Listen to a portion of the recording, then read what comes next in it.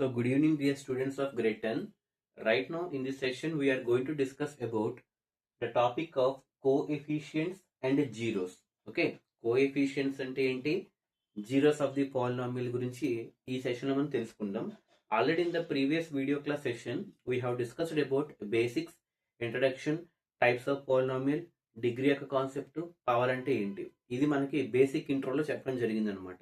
Next అంటే recent గా complete చేసినటువంటి క్లాస్ లో how to find the zero of a polynomial, అంటే ఇచ్చినటువంటి పాలినామియల్ కి జీరోస్ మనం ఎలా ఫైండ్ అవుట్ చేస్తాము, అసలు జీరో ఆఫ్ ది పాలినామియల్ అంటే ఏంటి, అలాగే జీరోకి డిగ్రీకి ఉన్నటువంటి రిలేషన్ ఏంటి, అది మనం రీసెంట్ గా కంప్లీట్ చేసుకున్నటువంటి టాపిక్ అనమాట. Right, in this session we are going to discuss about the topic of coefficients and zeros అనమాట. ఇది కూడా మనకి ఎక్కువగా 1 మార్క్ 2 మార్క్స్ లో అడిగే ఛాన్సెస్ ఉంటాయి. ఓకే, 1 మార్క్ 2 మార్క్స్ లో అడిగే ఛాన్సెస్ ఉంటాయి. మీకు ఆల్రెడీ బ్లూ ప్రింట్ వెయిటేజ్ చెప్పినప్పుడు 4+2+1 అంటే దాదాపుగా ఒక 6 to 7 మార్క్స్ అనేవి మనకి పాలినామియల్స్ నుంచి వచ్చే ఛాన్స్ ఉందన్నమాట.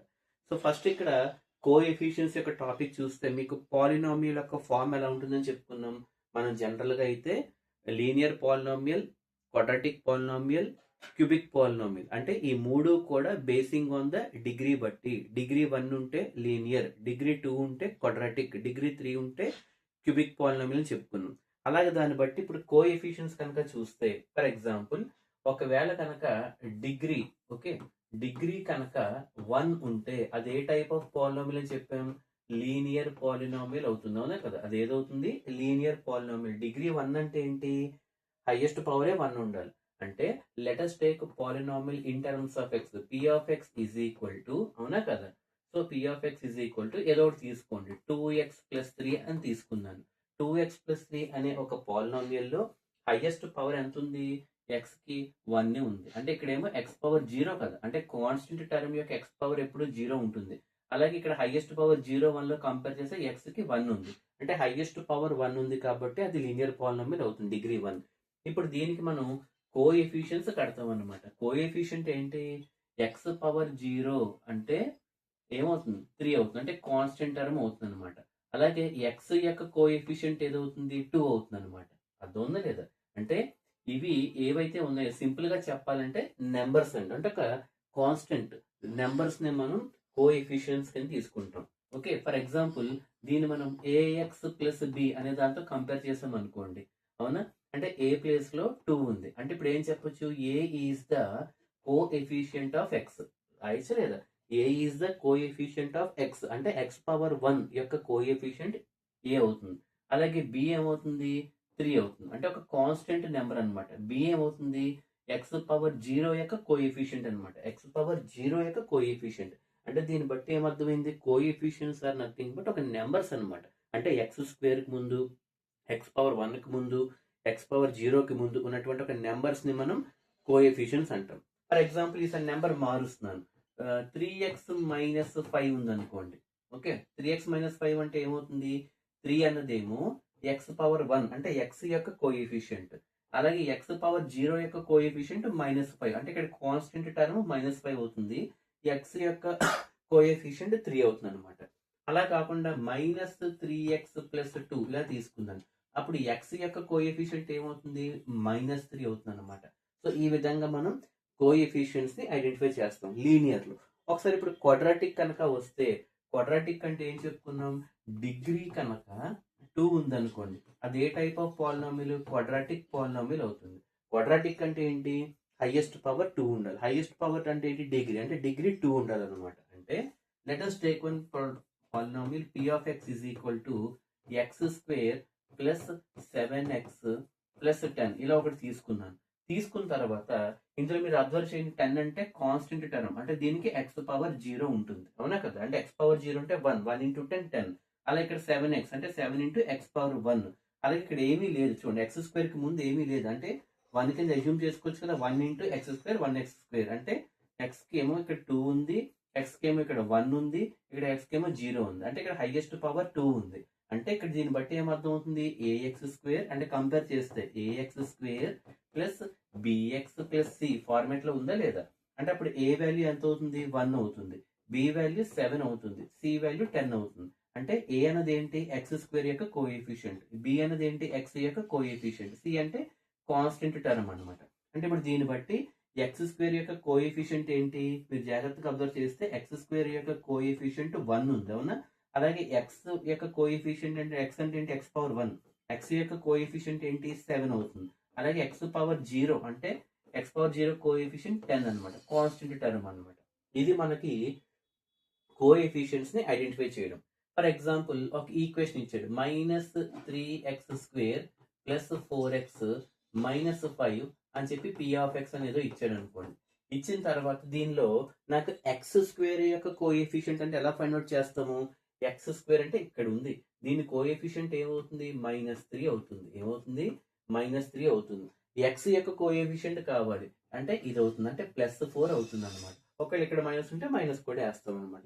సో ఆ విధంగా మనం ఎక్స్ స్క్వేర్ యొక్క కోఎఫిషియంట్, ఎక్స్ పవర్ 1 అంటే ఎక్స్ యొక్క కోఎఫిషియంట్, అలాగే ఎక్స్ పవర్ 0 కాన్స్టెంట్ టర్మ్ అన్నవి మనం ఐడెంటిఫై చేయడం జరుగుతుంది అనమాట. సో వాటిని మనం కోఎఫిషియంట్స్ అంటాం. ఓకే, అర్థమైందా లేదా.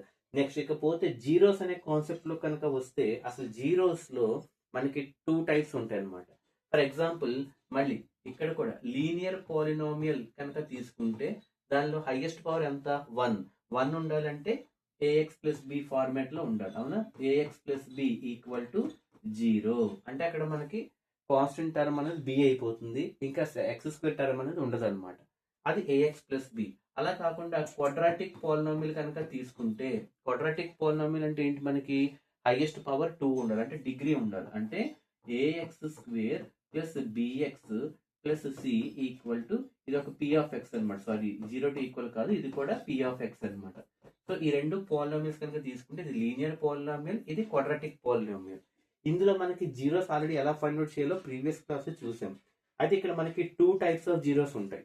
అంటే ఏంటంటే సమ్ ఆఫ్ జీరోస్, అలాగే ఇంకోటి ప్రొడక్ట్ ఆఫ్ జీరోస్ అంటాం. మనం ఏమంటాం, some of zeros, product of zeros. అంటే ఇప్పుడు నెంబర్ ఆఫ్ జీరోస్ అనేవి దేని మీద డిపెండ్ అవుతాయని చెప్పాము, డిగ్రీ బట్టి. లీనియర్ లో డిగ్రీ 1 కదా, అంటే ఒకటే వస్తుంది. అంటే ఈ ax ప్లస్ బి అనేది లీనియర్ పాలినామియల్ కాబట్టి అవునా కదా, అంటే ఒక జీరోయే వస్తుంది అనమాట. ఆ ఒక జీరో ఏంటి మనకి ఆల్ఫా అనుకోవచ్చా లేదా, ఆల్ఫా అనుకుంటాం అనమాట. ఇది డిగ్రీ 2 ఉంది, అంటే మనకి మీరు అబ్జర్వ్ చేస్తే హైయెస్ట్ పవర్ 2 ఉంది కాబట్టి మనకి 2 జీరోస్ అనేవి రావడం జరుగుతుంది. ఆ 2 జీరోస్ ఏంటి, ఒకటి ఆల్ఫా, ఇంకొకటి బీటా అనమాట. ఈ రెండు ఆల్ఫా కామా బీటా అన్నది క్వాడ్రాటిక్ పాలినామియల్ యొక్క జీరోస్. ఓన్లీ ఆల్ఫా అన్నది లీనియర్ పాలినామియల్ యొక్క జీరో. ఎందుకు, లీనియర్ అంటే డిగ్రీ 1 కాబట్టి ఒకటే వస్తుంది, క్వాడ్రాటిక్ అంటే డిగ్రీ 2 కాబట్టి 2 వస్తాయి అనమాట. ఫస్ట్ అది తెలుసుకోవాలి. మరి ఇప్పుడు ఈ జీరోస్ ఏవైతే ఉన్నాయో అంటే ఏంటి, ఒకటి ఆల్ఫా, ఇంకోటి ఆల్ఫా కామా బీటా అనమాట.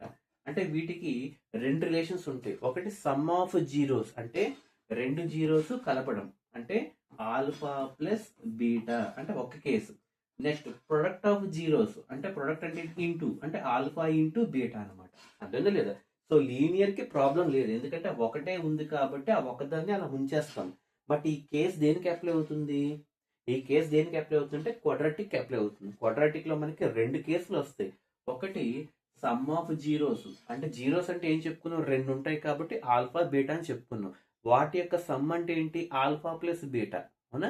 అలాగే వాటి యొక్క ప్రొడక్ట్ అంటే ఏంటి, ఆల్ఫా ఇంటూ బీటా అనమాట.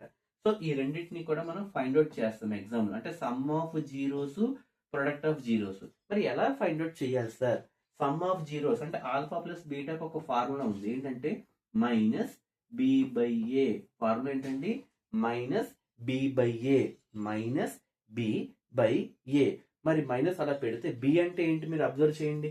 బి అంటే ఏంటి, ఎక్స్ యొక్క కోఎఫిషియంట్, అంటే ఎక్స్ పవర్ 1 యొక్క కోఎఫిషియంట్ అవునా కదా, బై ఏ అంటే ఏంటి, ఎక్స్ స్క్వేర్ యొక్క కోఎఫిషియంట్, అంటే ఎక్స్ యొక్క కోఎఫిషియంట్ బై ఎక్స్ స్క్వేర్ యొక్క కోఎఫిషియంట్ డివైడ్ చేసి మైనస్ పెడతాం, అంటే మైనస్ బి బై ఏ.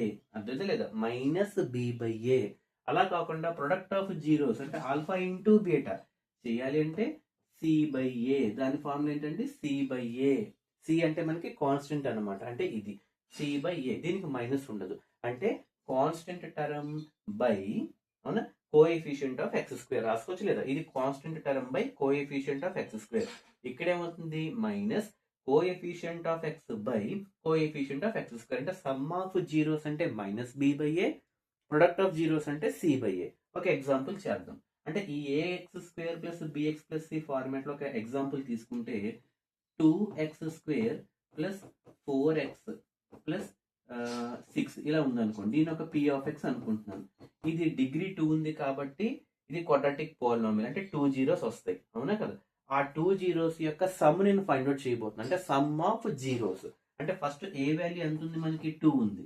అంటే ఏ వాల్యూ 2 ఉంది, బి వాల్యూ ఎంత ఉంది, 4 ఉంది, బి వాల్యూ 4 ఉంది, సి వాల్యూ ఎంత ఉంది, 6 ఉంది. అంటే ఇప్పుడు మనకి ఈ ఏబిసిలు ఉపయోగించుకుని సమ్ ఆఫ్ జీరోస్ అంటే ఆల్ఫా ప్లస్ బీటా కనుక చేస్తే ఫార్ములా ఏంటి మనకి, మైనస్ బి బై ఏ, అవునా.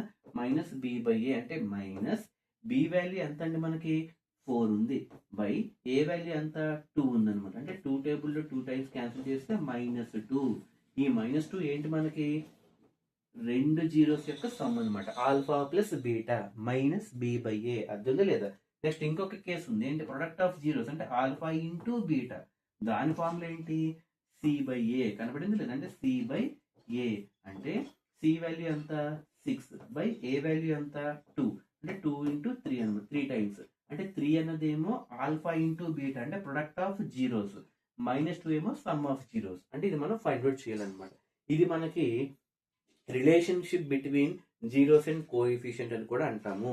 ఓకే, దీని కాన్సెప్ట్ ఏమంటాము, రిలేషన్షిప్ బిట్వీన్ జీరోస్ కి కోఎఫిషియంట్స్. ఎందుకు, లెఫ్ట్ హ్యాండ్ సైడ్ చూస్తే మీకు ఆల్ఫా ప్లస్ బీటా, ఇంకోటి ఆల్ఫా ఇంటూ బీటా ఉన్నాయి. ఇవి ఏంటి, జీరోస్. ఈ సైడ్ ఉన్నవి ఏంటి, minus B by a, c by a అనేవి కోఎఫిషియంట్స్ అని చెప్పాం, అవునా కదా.